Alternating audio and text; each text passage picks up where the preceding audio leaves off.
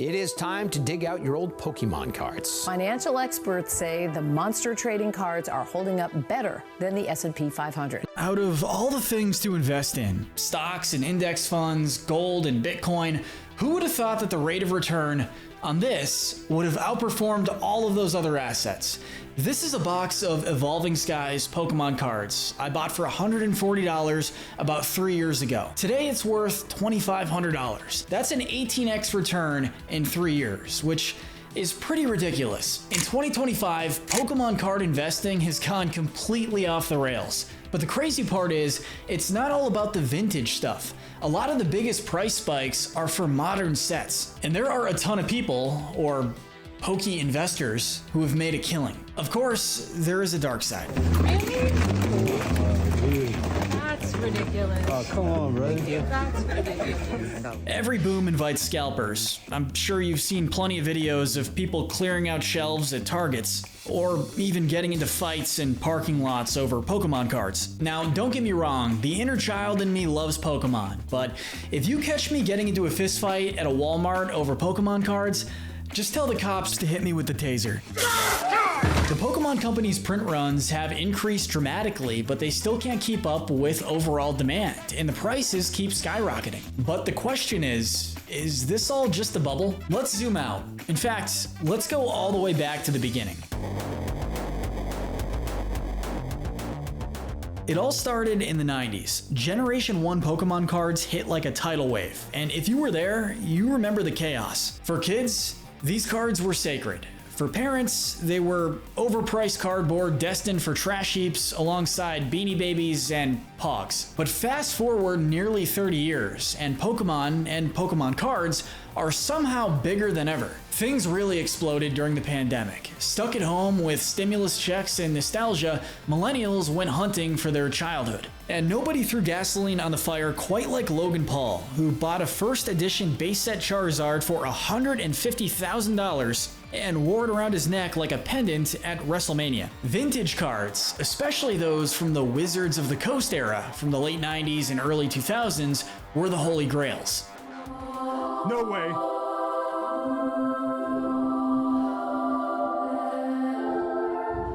But this is where we're seeing a shift, because the vintage market has become a bit of a high-stakes gamble. Graded cards, especially those slabbed by companies like PSA and Beckett, can be worth a fortune if they're in perfect condition. A PSA 10 first edition Charizard can fetch hundreds of thousands of dollars. But here's the catch. Grading fees, turnaround times, or the risk of pulling an 8 instead of a 10 can make or break an investment. And during the last boom, PSA was so flooded with submissions that people were waiting over a year to get their cards back. Because the price on vintage cards is already very high, there's a big risk investing in them because of the volatility in the market. Basically, it's a lot easier to get burned investing in vintage cards. In the time during and since the 2020 and 2021 surge, sealed boxes and modern product kept climbing while a lot of vintage singles flattened or even dipped. And by 2025, it's not really the vintage stuff that's booming. It's the modern cards. The cards that came out in the last 3 to 5 years are hitting insane prices. Now it's not about the base set Charizard. It's about the 151 Charizard, or the Moonbreon. And one of the most surefire ways to invest in Pokemon cards is by holding sealed product. Factory sealed boxes of Pokemon cards. Most of these boxes, you got Silver, Lost, Astral, Brilliant, Fusion, Chilling. All these sets a year and a half ago or so, they were like $140, $160, $180 a box. They all ran up hundreds and hundreds of percent to 4, 5, 6, 7, 8, 9, $1,000. For long-term investors, factory sealed Pokemon cards has become the clear winner. The better, cooler, more in-demand sets of Pokemon cards very quickly go up in value once they go out of print. So let's take a look at some of the big ones. One of the best examples of modern Pokemon's insane growth is Evolving Skies, which came out in 2021 and 2022. A booster box at release was about $140 MSRP, and today they sell for around $2,500. That's an 18x return in just 3 years. Now let's go back a little further to the Sun and Moon Pokemon era. Like Sword and Shield, it had strong sets and weak sets, but that era's Evolving Skies was a set set called Team Up. If you picked up a Team Up booster box in 2019 for $140 MSRP and held it sealed until today, it's now worth about $8,000. That's a 57x in 7 years. And you can find even more recent examples. Pokémon 151, which came out in 2023 and is technically still in print,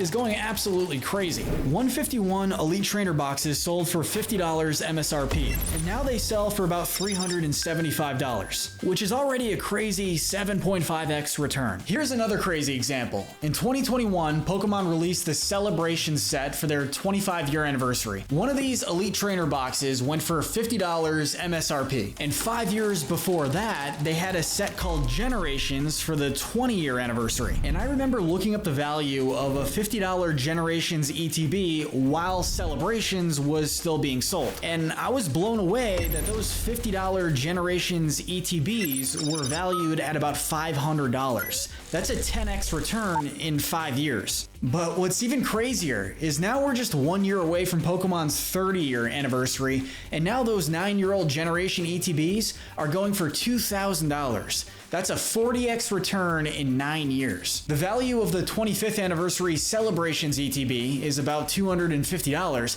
but that's still a 5x in 4 years. But what's funny about that is the Pokevesting community often cites Celebrations as an underperforming set. When the Celebrations set first came out, a lot of people thought the returns would be higher, but the set was overhyped, it was overprinted, and had mixed reviews. But it's insane because any other asset class would look at a 5x in 4 years and call it a massive win. Now, just for context, the S&P 500, which tracks America's 500 biggest companies, is up about 86% over the past 3 years, and that's an unusually strong run. While the return for a Pokemon Fusion Strike booster box is 614%. The 3-year return for an Evolving Skies booster box is 1,830%. Hell, even if you take a low-performing set like Vivid Voltage, that one has a return of 93% over the last 3 years. So, is this all a bubble? Hey, there's a bubble. I mean, at first glance, it definitely seems like one. You've got sealed booster boxes skyrocketing 10 or 15 times their original value in like 3 years. You have people beating the hell out of each other in retail stores, and you have grading companies getting flooded with the same modern cards. I mean, do you remember Beanie Babies? People were treating those like bars of gold until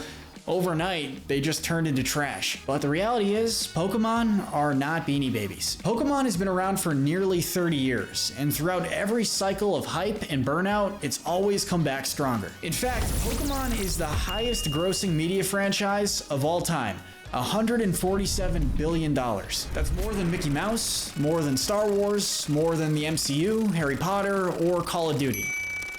And this is the key point. If you would have bought just about any sealed Pokemon card product from the 90s base set to the 2010s Sun and Moon era to Sword and Shield to Scarlet and Violet and simply held on to it sealed, it would have turned out to be a great to downright incredible investment. If you're flipping Pokemon cards in the short term, you can absolutely get burned. And collectibles I would consider to be a higher risk investment. But if that is an area that you want to invest in, if you're holding sealed Pokemon cards long term, history shows that it's one of the best and most consistent performers in all of collectibles. Now, I am not saying you should invest all your money into Pokemon cards. Let me say that again.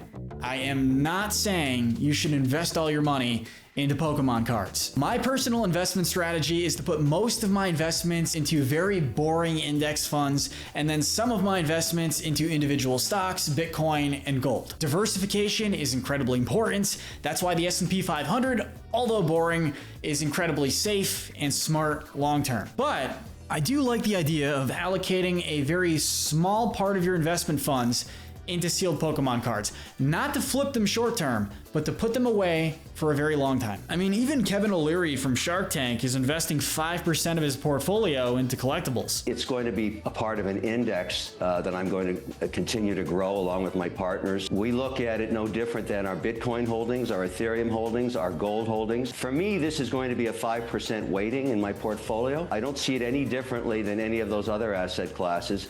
However, it's a lot more fun. Now, personally, I wouldn't recommend buying stuff much above MSRP MSRP because the volatility can burn you, and if that happens, you're basically left sitting on losses for a long time, and at that point, you're kind of just gambling. But if you can catch a Pokemon Center release or a retail restock and pick up 1 or 2 items to put away long term, your future self might thank you. But let me know in the comments section, do you think all this Pokemon stuff has just gotten out of hand? And what other collectibles out there do you think would make good long-term investments?